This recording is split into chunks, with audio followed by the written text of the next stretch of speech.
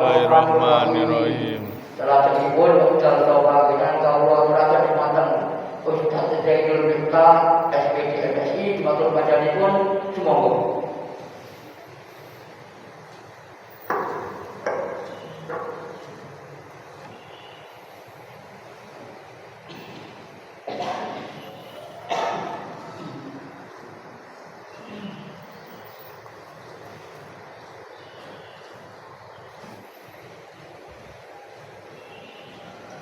Assalamualaikum warahmatullahi wabarakatuh.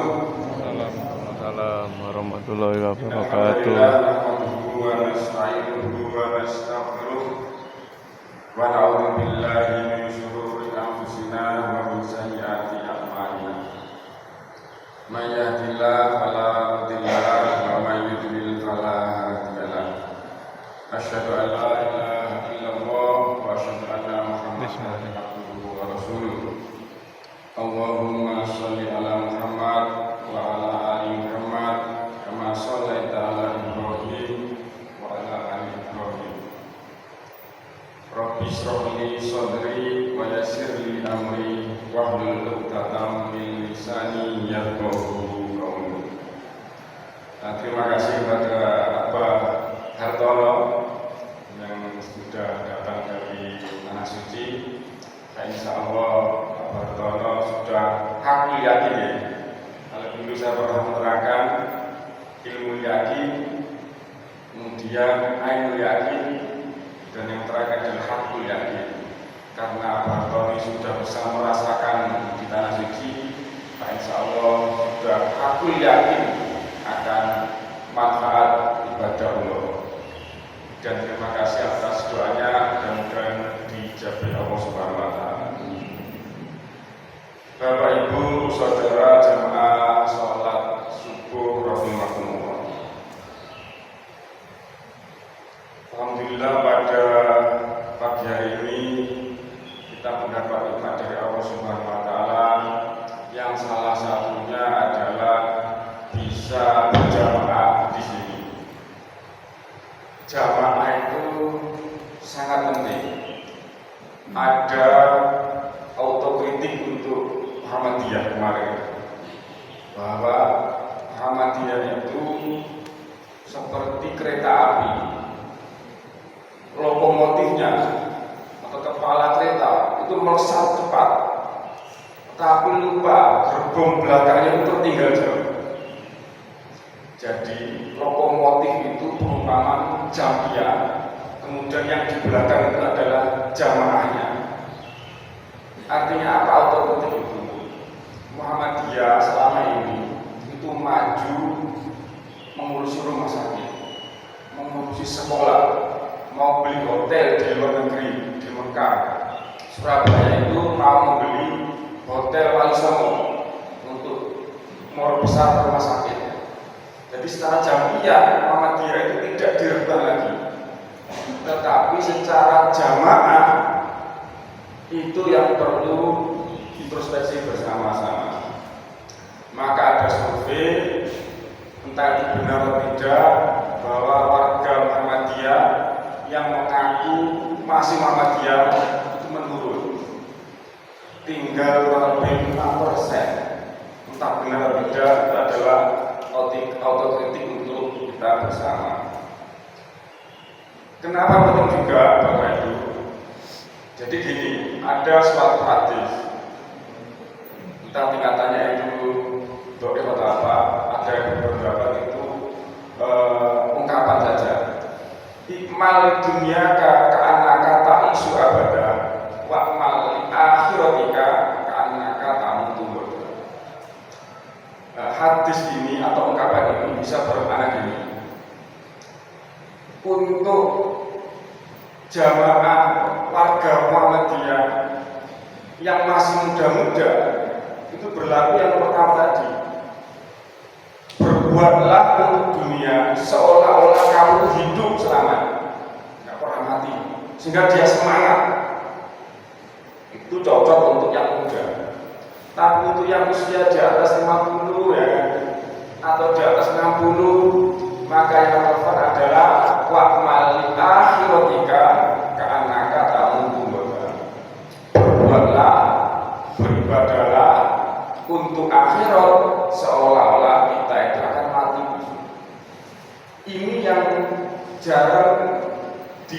di Muhammadiyah.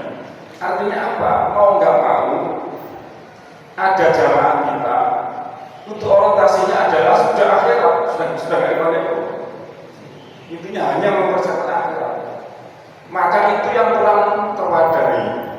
Alhamdulillah di Masjid Dakwah ini kita syukuri ada jamaah, dihidup-hidupkan jamaah sholat subuh, kajian subuh, jamaah sholat duhur, kemudian maghrib isya. Kalau 13 kali ada duha itu adalah jamaah, dan itu penting karena kita butuh itu. Yang berikutnya sholat dan salam dan mudah masih tercurahkan kepada Rasulullah Muhammad SAW.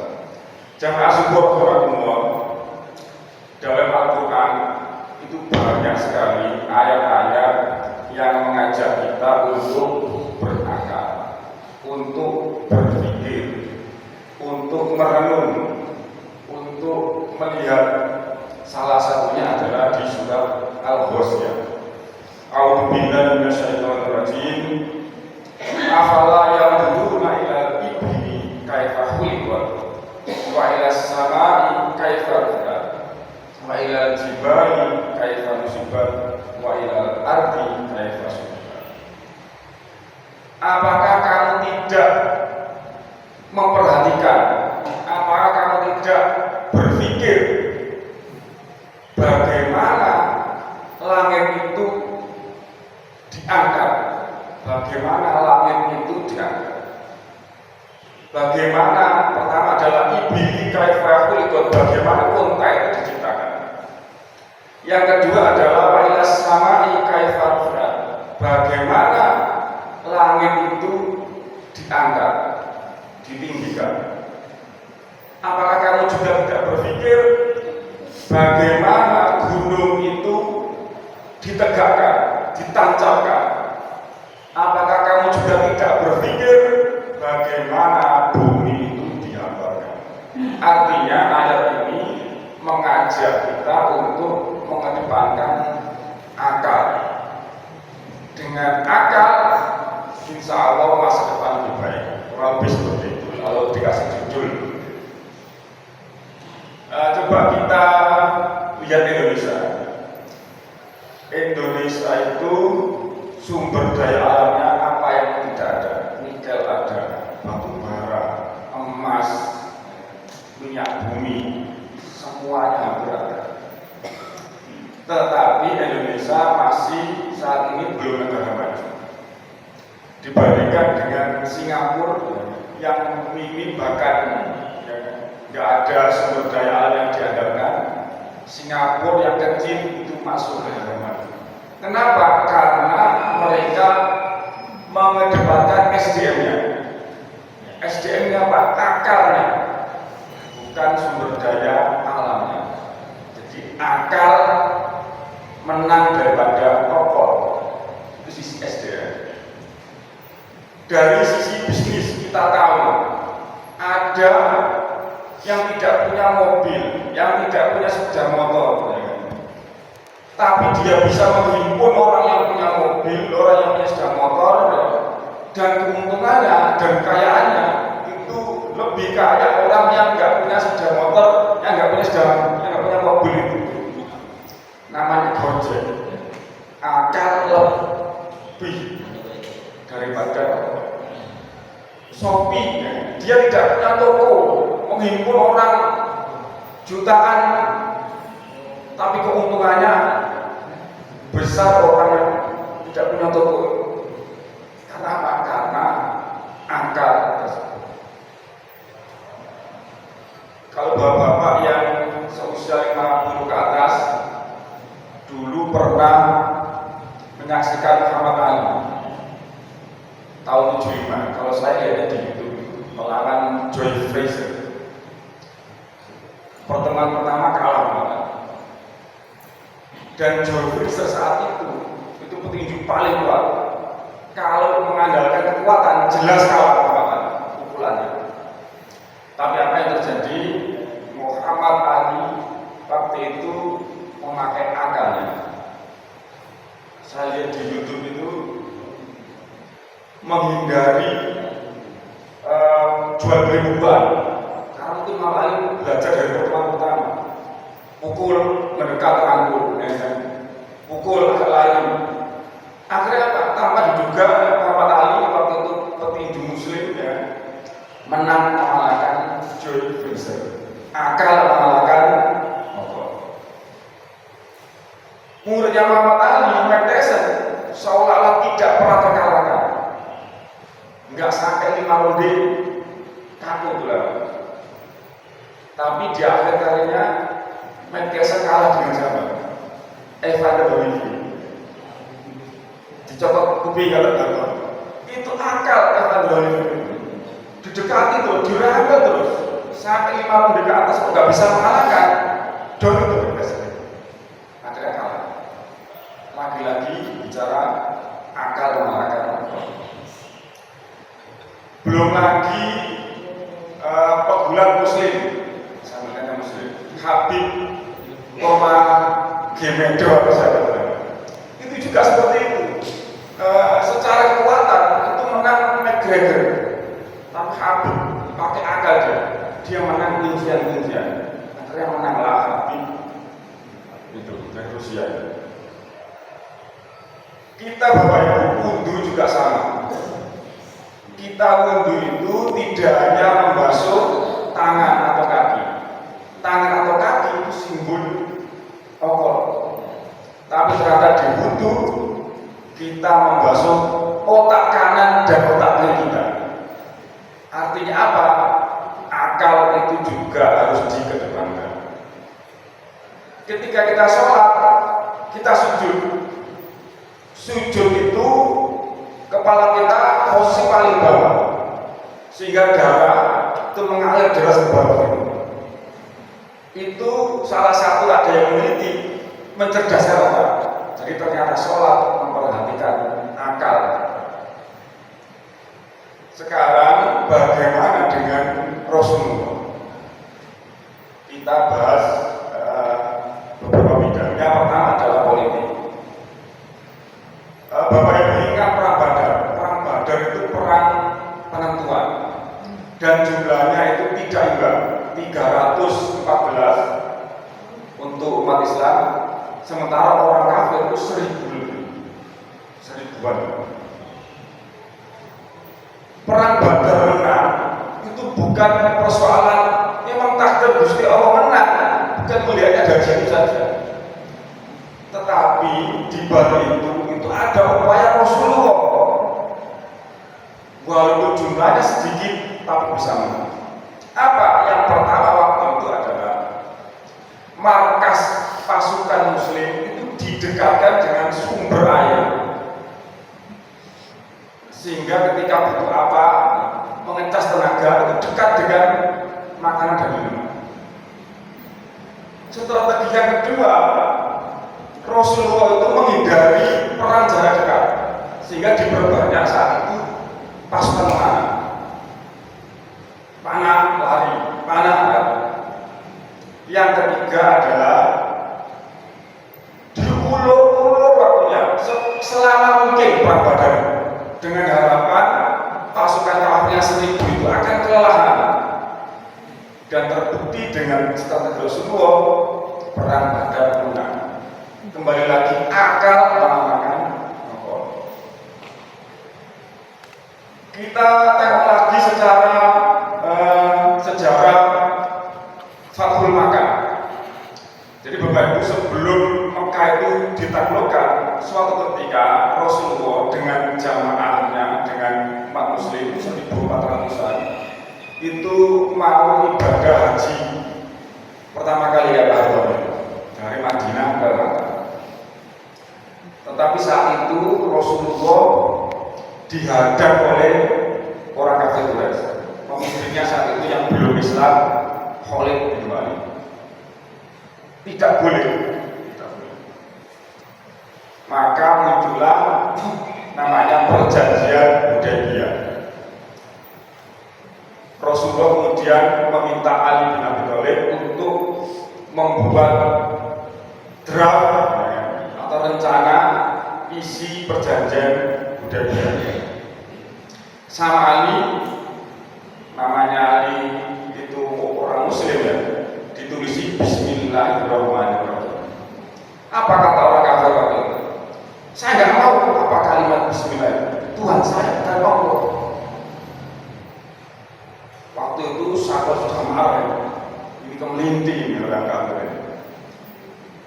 Rasulullah mengatakan, Ali, nggak apa-apa ikuti aja. Kemudian diganti sama Ali kalimatnya, bukan Bismillah. Bi Rasulillah, dengan nama Rasulullah.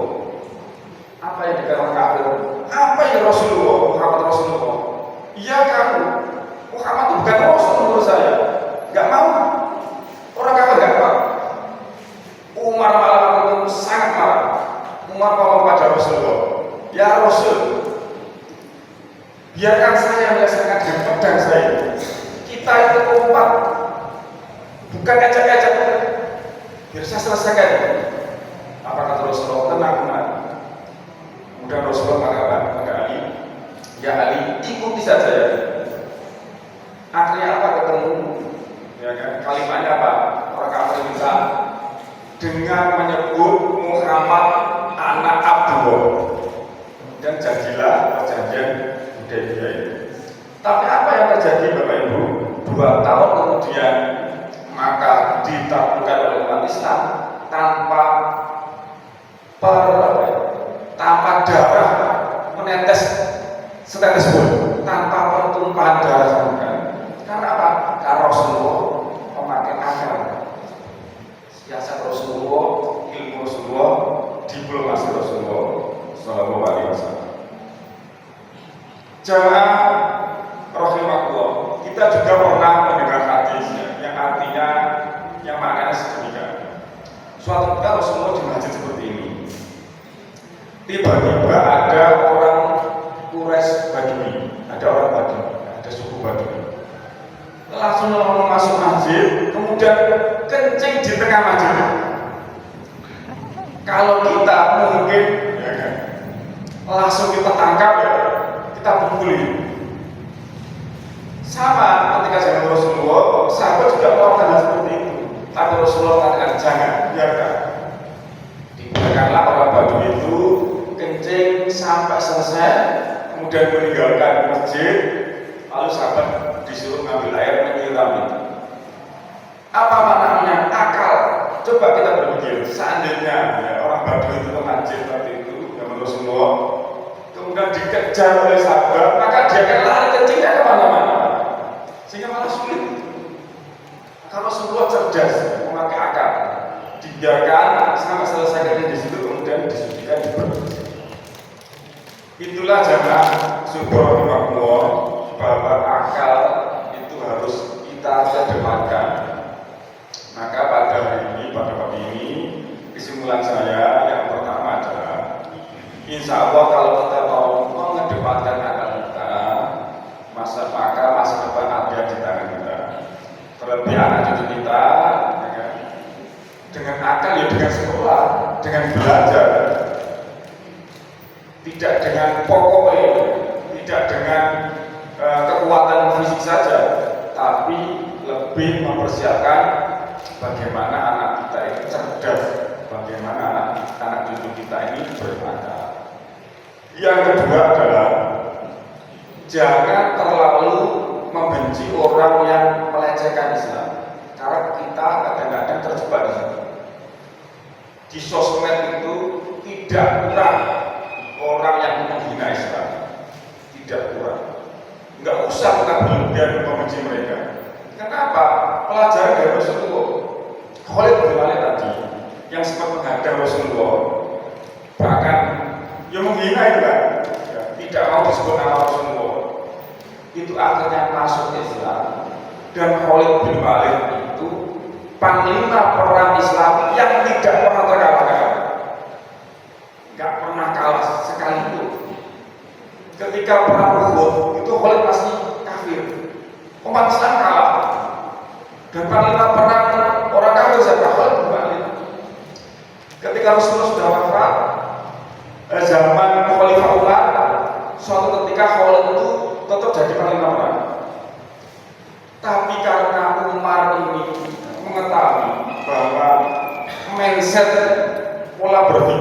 umat Islam saat itu mengatakan bahwa kalau Panglima Perangnya Khalid pasti menang. Akhirnya pada zaman Umar itu pernah tiba-tiba ketika perang Panglima Perang itu diganti sama dicopot, diganti oleh yang masih muda Ali bin Abi Thalib. Untuk umat Islam waktu itu banyak protes, betul Umar. Kenapa ini kok diganti? Khalid ini tidak pernah terkalahkan. Akhirnya umat Islam tetap berperang dan menang. Kemudian Umar mengatakan, kenapa saya ganti? Karena saya tahu bahwa engkau seolah-olah itu menganggap kemenangan itu adalah miliknya Khalid, bukan karena Allah Subhanahu wa Ta'ala. Maka saya itu diganti Ali dan tetap menang. Intinya Umar ingin mengatakan bahwa secara akidah kita harus yakin bahwa yang memenangkan itu adalah Allah Subhanahu wa Ta'ala. Itulah Khalid bin Walid. Dulu Umar beberapa kali ingin membunuh Rasulullah. Tapi ketika Umar itu masuk Islam, dia sebagai pelindung Rasulullah. Jadi Islam itu seperti mutiara, Islam itu seperti emas. Tiap wala yu'ala. Pokoknya Islam itu jelas benar, mulia. Namanya mutiara emas, walaupun di kotoran, ditutupi kotoran tetap dia mulia. Yang terakhir kesimpulan saya adalah Rasulullah itu uswatun hasanah. Maka tiru Rasulullah itu tidak hanya di aspek ritual saja, tapi juga di aspek yang akal tadi. Pak Rasulullah mau memutuskan sesuatu itu kalau dikaji ternyata Rasulullah itu mengedepankan akal. Sehingga kalau kita menyuruh seperti itu, insya Allah dalam kehidupan sehari-hari maka kita itu rasional saja, bukan emosional. Demikianlah Bapak Ibu yang bisa saya sampaikan. Mudah-mudahan bermanfaat untuk kita semua. Wabillahi taufiq wal hidayah. Assalamualaikum warahmatullahi wabarakatuh. Assalamualaikum warahmatullahi wabarakatuh.